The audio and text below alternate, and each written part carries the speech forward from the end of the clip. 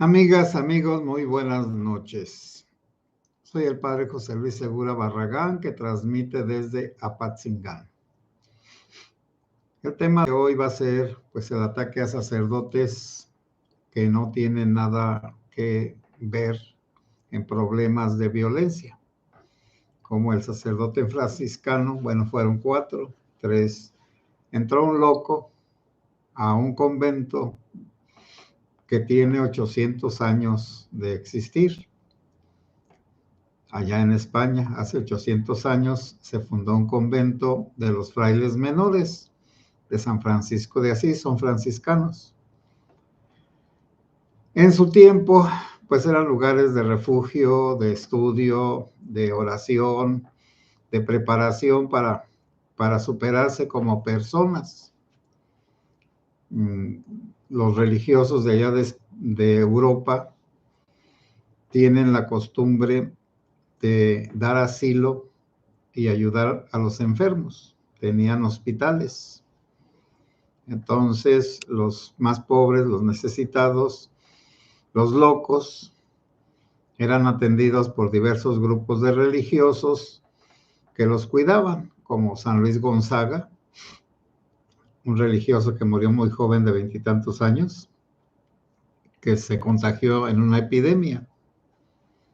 Bueno, en ese aspecto, la Iglesia Católica tiene pues muchos santos dedicados a las obras de caridad. Por ejemplo, San Martín de Porres. San Martín de Porres fue un mulato allá del Perú que entró también a un convento, creo que era dominico. Entró como criado, donado se llama. Pero como era una persona muy buena, bueno, ¿cuál era el problema de hace 500 años? El racismo, que los blancos, los españoles, los criollos tenían preferencia sobre los demás. Y San Martín de Porres, siendo hijo de un español y de una negra, era un mulato. Y además, de pronto, su padre no lo reconoció, porque si se reconoce a un mulato, a un mestizo, al que sea, sube de categoría, aunque tenga el color equivocado, vamos a decir de esa manera. San Martín de Porres fue una buena persona que quería servir a los demás, así como hay gente mala que quiere destruir a los demás, que está en su naturaleza la maldad. Hay gente buena. Y si hay la oportunidad, si hay las oportunidades de que se desarrolle lo bueno, pues se desarrolla, como en este niño, adolescente y joven, mulato. Posteriormente su padre lo reconoció y no estaba de acuerdo en que fuera criado en el convento, pero sin necesidad de que el padre lo obligara a los religiosos por su poder en el virreinato allá del Perú. Entró por méritos hasta que fue religioso y un religioso santo. Esos eran los lugares, los conventos, para que entraran personas que pudieran desarrollar su vida. Bueno, ¿qué era lo que hacía en concreto San Martín? Era barbero, pero en aquel tiempo ser barbero era como ser enfermero. Entonces era un enfermero. Y eso era lo que hacía, peluquero y enfermero. Toda la vida eso hizo, no quiso cambiar sus costumbres, sus buenas costumbres. También, pues era ecológico, amaba a los animales, cuidaba a los animales, igualmente que San Isidro Labrador ahí en España, siglos antes. San Isidro, pues no fue un sacerdote, pero fue un buen cristiano. Y también tenía una bondad en su corazón y una maldad en derredor. envidias, como siempre, de abusos, de malos patrones. San Isidro era un campesino mediero. Bueno, ¿y cómo pudo desarrollarse? Practicando esa bondad, aún con los animalitos. Dejaba que las hormigas se comieran cierta parte de su parcela. También aquí hay una cosa extraordinaria, pues siempre con los santos, que por más que reparten, por más que se desprenden, por más que no tienen propiedades, todo les alcanza y les sobra.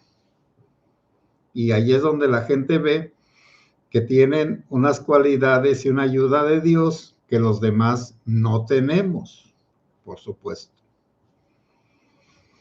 Bueno, la historia es muy triste de estos frailes franciscanos, porque tienen un como hotel, un hotel para la gente que quiere irse a descansar. Aquí, pues, entre nosotros, pues, no se estila eso, aunque a veces sí. Cuando estaba preparándome para el diaconado, allá en Morelia había un convento de benedictinos en Santa María, que ahora es una casa sacerdotal. Y también ahí tenían eso de recibir a las personas que querían la soledad y rezar y que querían pues acercarse a Dios. Tenían un comedor público, vamos a decir, privado para los invitados, para los que estaban ahí. No cobraban tampoco. De hecho, pues yo en aquellos días estaba muy pobretón, y tanto allí en ese convento de San Benito como en el convento de acá de Jacona, de los trapenses, que son semejantes, tenían una casa para ejercicios. Y también allí fui a los ejercicios con los trapenses 2 veces, cuando eran pobres y cuando ya estaban acomodados. Porque son muy trabajadores. San Benito reza y trabaja y reza. Nada de ociosidades, ni diversiones tontas, ni nada. La vida es dura, pero para ese tipo de personas buenas, bondadosas, que tienen buena madera, las cosas buenas les satisfacen. Como con los trapenses en Jacona, se levantaban a las 3:30 de la mañana, tenían unas celditas rustiquísimas, y luego se hace oración a las 6 de la mañana. Bueno, a las 6 se levantaban y se iban a hacer una meditación a la capilla. Eran muy pocos, en ese tiempo eran como 7. Y ya en los que íbamos, pues a eso íbamos, los acompañábamos, la meditación, luego laudes, cantadas, porque todo era con calma, y después la misa, y luego ellos iban a trabajar al campo, a desensacatar, a hacer cercas y todas esas cosas que hacen los campesinos.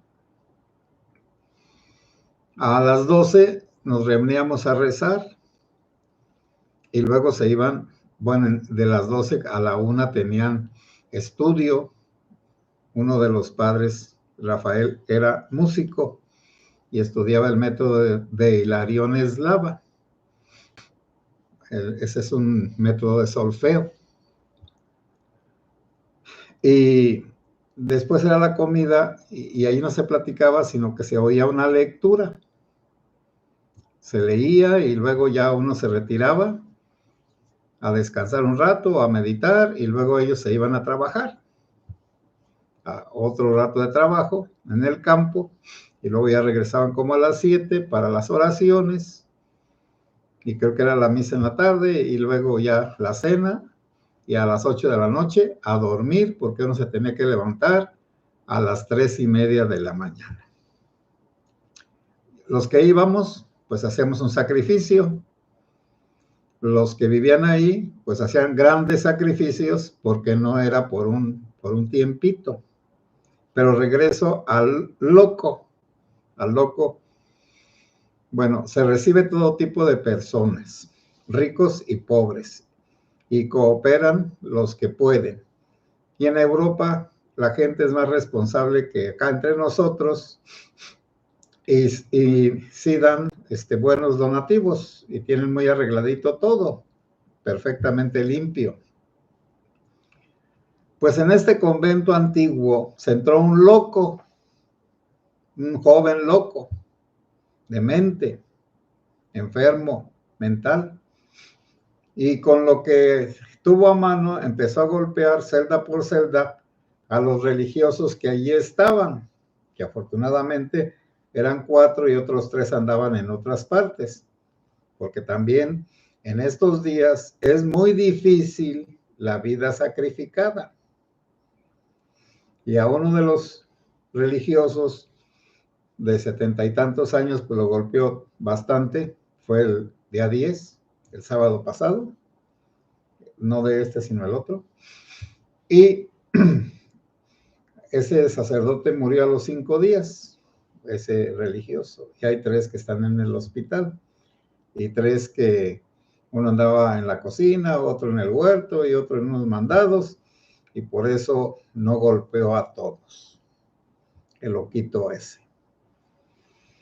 También uno le va a parecer como muy raro, bueno, ¿un loco? Sí, un loco, aquí mismo. En un tiempo en que estuve en la parroquia de aquí de Guadalupe, la de la Vía, ya hace mucho tiempo, de vicario, y que me iba a jugar ajedrez al centro, en el café de Don Tito, después de mis actividades, a las 7 me iba caminando. En aquel tiempo no había lo de la violencia esta, estoy hablando de hace más de 30 años.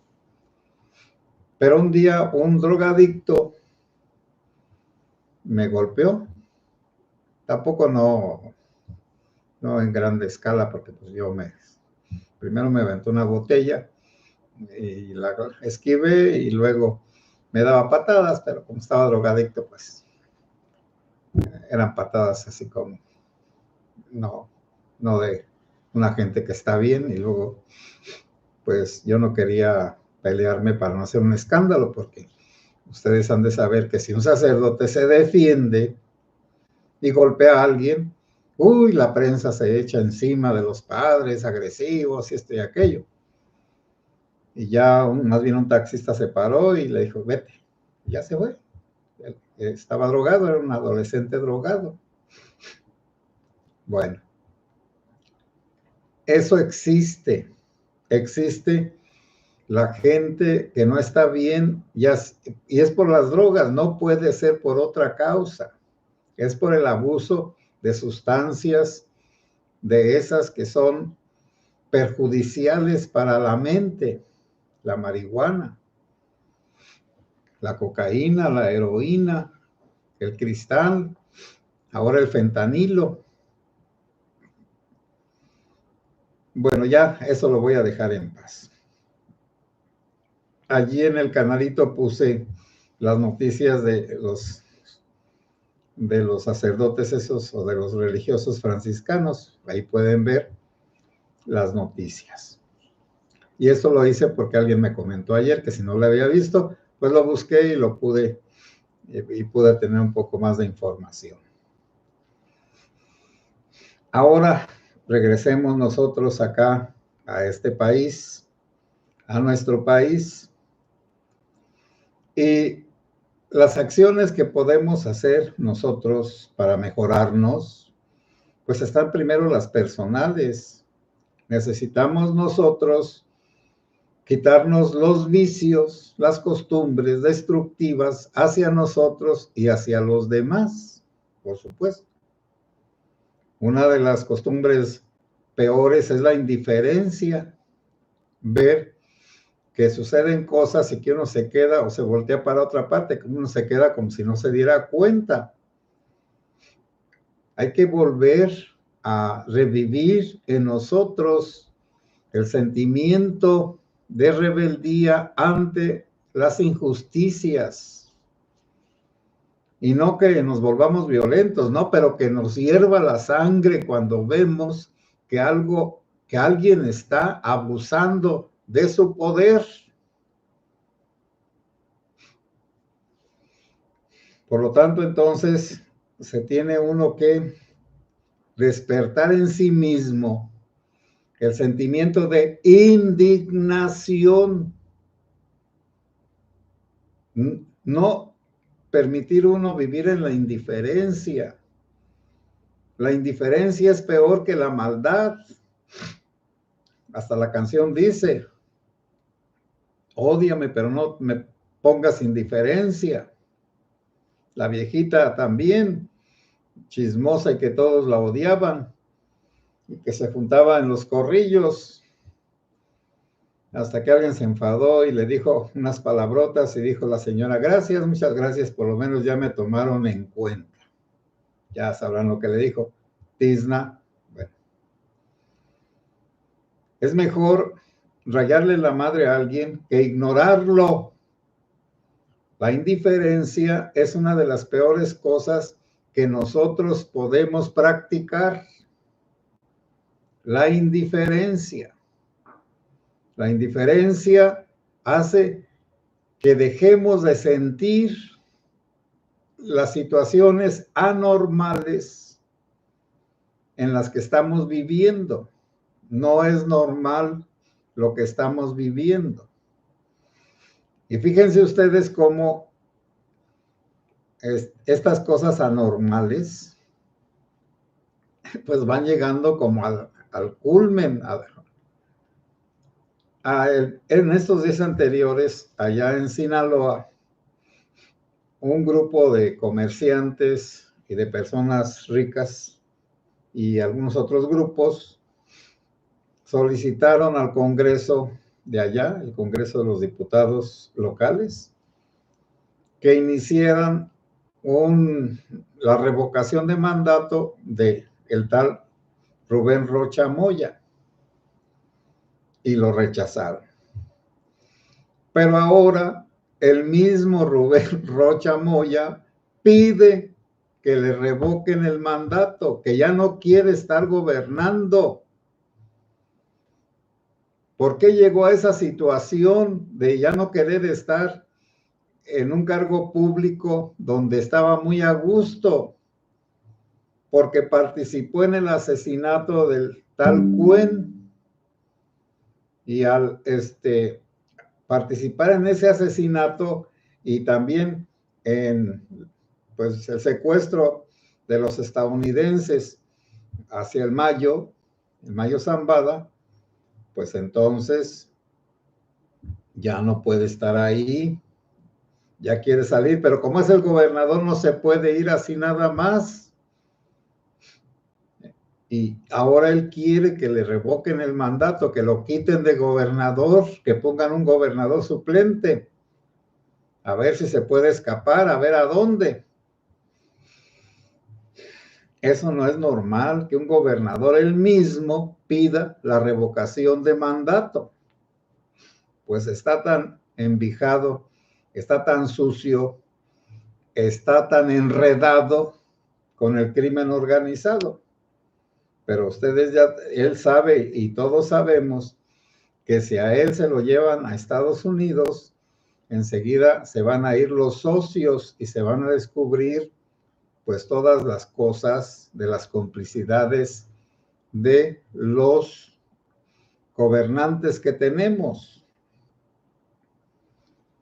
Y ya luego hablaré pues de la economía, pero ahorita por lo pronto hasta de ese desánimo, de ese derrotismo, de cómo unas personas se manejan de un modo, actúan de muchos modos y luego resulta que cuando se les acorrala en sus mismos hechos, ya no quieren queso sino salir de la ratonera. Y bueno, amigos y amigas, o amigas y amigos, recordemos que vamos a tomar buenas actitudes personales y hacia los demás. Y ya lo que quieran preguntar, pues lo hacen por los comentarios y ya si puedo lo contesto. Voy a empezar a ver qué han opinado. Irma Martínez, bonita noche, padre, es un gusto escucharlo y gracias por compartir su conocimiento. Muchas gracias a todos ustedes que me escuchan y me animan. Alfonso Méndez, buenas noches, padre y comunidad. Igualmente, Alfonso. José Ábalos, hola, padre José Luis y comunidad, bendiciones. Igualmente, José. Elvia Barroso, mil gracias por los videitos y el contexto. Saludos afectuosos a usted y toda su comunidad. Dios le bendiga, gracias. Elvia, igualmente. María de los Ángeles Rubio Hernández. Buenas noches, padre José Luis, muy interesante su plática como siempre. Cuánto padecer en nuestro país y en el mundo entero por causa de la deshumanización y la violencia que solo nos sostendrá la fe. Sí, solo nos habrá de sostener la fe, solo la fe puede sostenernos. María de los Ángeles, por lo pronto unámonos para asistir a la marcha nacional el 1 de noviembre. Bueno, no creo que sea el 1 de noviembre porque ya estamos a 17. Será, bueno, luego se aclara mejor. En la Ciudad de México, del Ángel de la Independencia al Zócalo, en favor de nuestra libertad y en favor de todo México. Estoy muy de acuerdo contigo, María de los Ángeles. Idalia Mendoza, ya llegué, buenas noches a toda la comunidad segura. Buenas noches, amiga. Irma Martínez, padre, ¿ante quién se puede presentar una solicitud de divorcio ante la iglesia? Bueno, esa solicitud se tiene que presentar ante una persona, un sacerdote de la curia. En cada diócesis hay una curia. Curia quiere decir, así como la organización del obispo con sus ayudantes. Y allí hay uno que se llama el vicario judicial. Entonces, se tiene que platicar con ese padre. También, bueno, sí, con ese, porque de todas formas ya luego él pedirá información a la parroquia del matrimonio, etcétera, etcétera, etcétera. Entonces, es con el vicario judicial de la diócesis. Y también pues les diré que acá hay un eufemismo. Como Jesucristo dice que nadie se puede divorciar, lo que se busca es anular el matrimonio, que no es lo mismo. Bueno, que el matrimonio tuvo fallas en el proceso anterior a la celebración y por eso se declara que el matrimonio fue nulo. Voy a poner un ejemplo. Y eso pasó, pues es un hecho real, horrible. Un muchacho se casó con una muchacha, pero resulta que era una transexual que se hizo operaciones y además las hormonas y todo lo demás. Entonces los caracteres secundarios masculinos, la barba y demás cosas, desaparecieron. Por supuesto, le hicieron una operación quirúrgica para quitarle los testículos y quitarle el pene. Y allí formarle, en lugar de los testículos y el pene, pues una oquedad. Entonces allí ese no es matrimonio. El matrimonio es entre un hombre y una mujer. Esa no era mujer, luego no hay matrimonio. Un homosexual, bueno, ya no voy a poner más ejemplos. Lo del homosexual está más difícil, pero como el homosexual no se considera hombre en el pleno sentido de la palabra con respecto a la mujer, también ahí no vale el matrimonio. Forzar a las personas, casarse por interés, etcétera, etcétera, etcétera. Pero eso hay que demostrarlo. Y es un poco difícil a veces y también es vergonzoso. Esperanza Montes. Buenas noches, padre y comunidad. Muy inteligente plática. Bueno, muchas gracias. Kasovic Sam, es muy difícil tratar con personas que padecen enfermedades mentales. Realmente los que los atienden son unos héroes. Sí, Kasovic Sam. Y precisamente los religiosos juaninos era lo que hacían. Atendían a todos los locos y locas. Carlos Salas, buenas noches, padre, saludos a todos. Igualmente, Carlos. Salvador Rubalcaba, buenas noches, padre. Lo vamos con el Temec, no lo merecemos. Bueno, ya luego vemos lo del Temec, pero también les voy a comentar lo de la propuesta, pues, de ingresos y de egresos, el paquete económico del año que viene, con un montón de trampas, de mentiras, pero todo se va a descubrir, por supuesto. Guillermo Castro, saludos a todos. Les recomiendo comprar onzas de plata de aquí al 2025. Yo también les recomiendo, bueno, onzas, lo que sea. A $1, pero necesitan tener un guardadito, necesitamos tener un guardadito. Mauricio García, buenas noches, padre José y comunidad. Sí, padre, no podemos ser omisos ante lo que están haciendo los nefastos de este gobierno, ¿sí? Salvador Rubalcaba, ¿y cuándo veremos un gobernador acusado por apoyar al narco? Bueno, está muy difícil.